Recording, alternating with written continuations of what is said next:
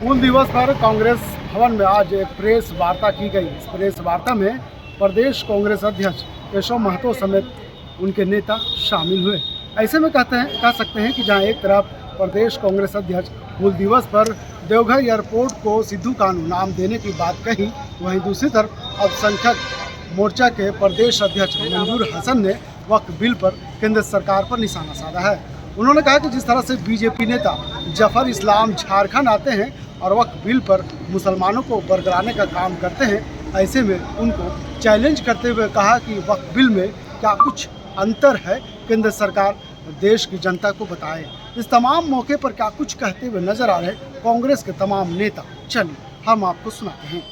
आज के प्रेस वार्ता में उपस्थित हमारे सम्मानित पत्रकार बंधुओं, इलेक्ट्रॉनिक मीडिया और प्रिंट मीडिया के सभी साथियों, आज हम लोगों के लिए एक बहुत ही ऐतिहासिक दिन है। हूल दिवस, क्रांति दिवस, स्वतंत्रता आंदोलन के कालखंड में सर्वप्रथम हमारे संथालपना के भोगनाडी में 60,000 की संख्या में जो संथाल इकट्ठा हुए थे और अंग्रेज़ों के अत्याचार शोषण के खिलाफ आवाज़ बुलंद की थी और उसी जिन लोगों को बाद में फांसी के तख्ते पर लटका दिया गया, उन अमर शहीदों को मैं सर्वप्रथम नमन करता हूं, उनके प्रति उनको श्रद्धा सुमन अर्पित करता हूं, श्रद्धांजलि देता हूं। और आज मैं देश के प्रधानमंत्री से यह मांग करता हूं कि जिस तरह से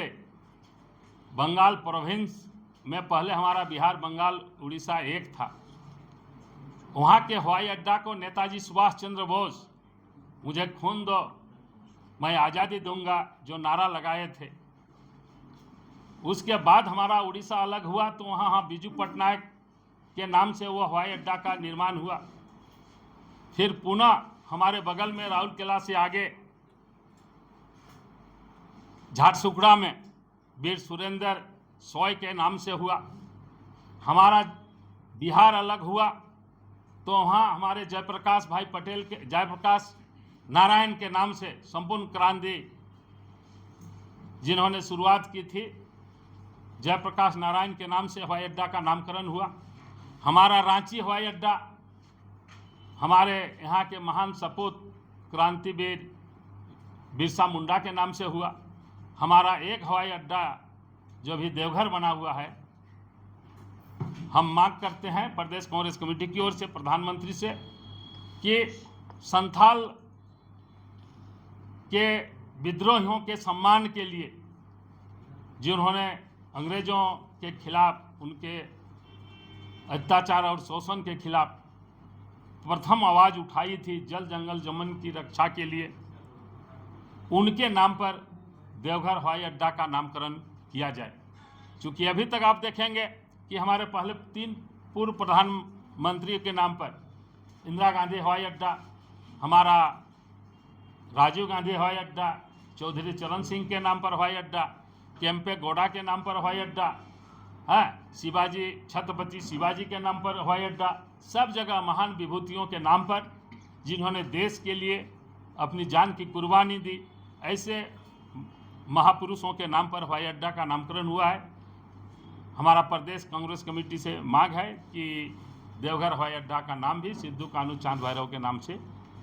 किया जाए। दूसरी बात है कि अभी हाल ही में बीजेपी के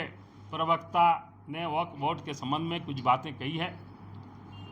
जो कि आप सभी जानते हैं कि हमारे लोकसभा में मात्र 24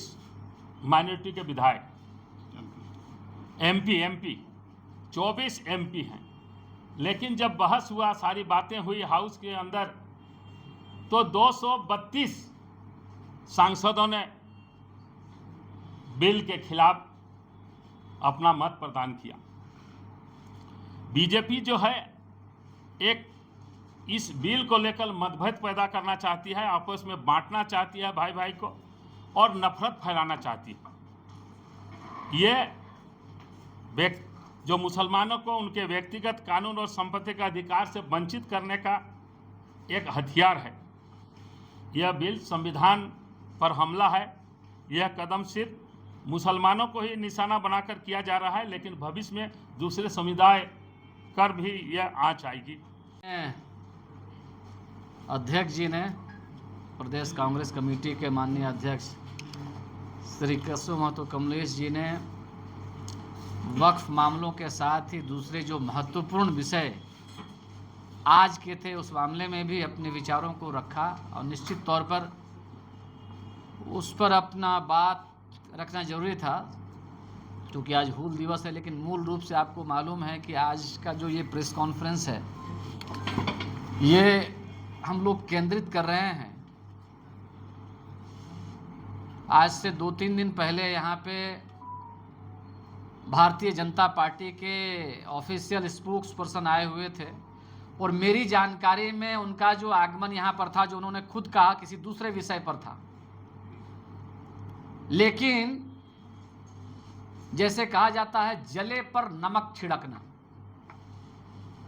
भारतीय जनता पार्टी के लिए तो वक्फ अमेंडमेंट एक्ट बनने के बाद में उसके लिए ये मामला समाप्त हो गया होगा, लेकिन हमारे लिए ये मामला समाप्त नहीं हुआ है। अब हमको लगता है कि स्थानीय प्रदेश स्तरीय भारतीय जनता पार्टी के नेताओं ने जले पे नमक छिड़कने के लिए उनको अच्छा आदमी लगा राष्ट्रीय प्रवक्ता जफर इस्लाम, और वो वक्फ अमेंडमेंट एक्ट की खूबियों के बारे में चर्चा करने लगे, और साथ ही साथ कांग्रेस पार्टी का क्या कमिटमेंट है, और कांग्रेस पार्टी को भी उन्होंने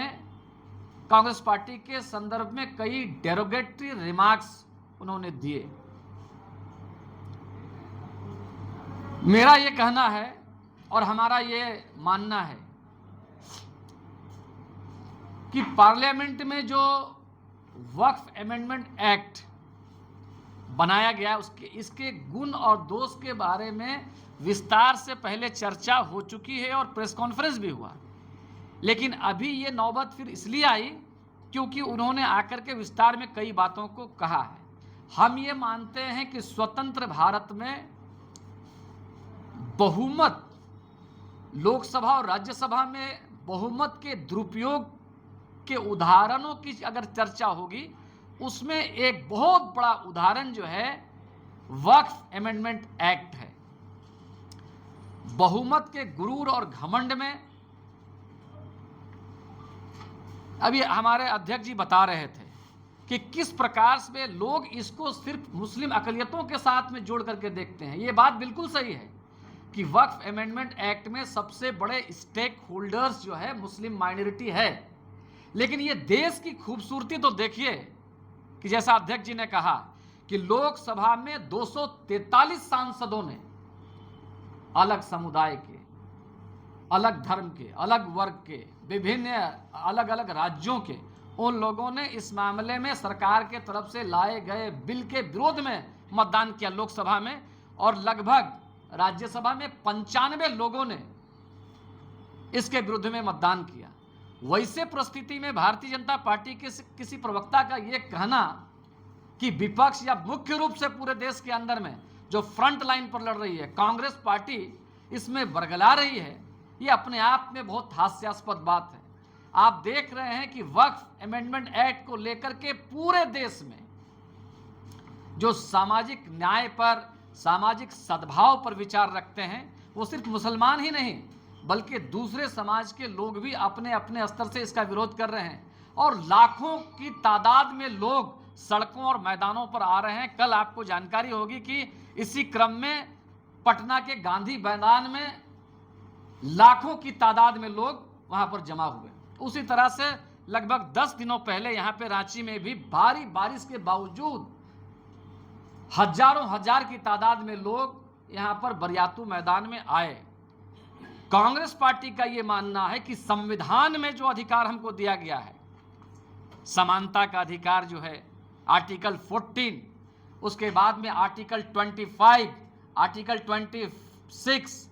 आर्टिकल 27 और आर्टिकल 28। इसमें जिस प्रकार से अपने संस्थानों को रेगुलेट करने का अधिकार दिया गया है अक़लियतों को, उस भावना को अनादर करने का काम और उसको कुचलने का काम भारतीय जनता पार्टी ने किया है।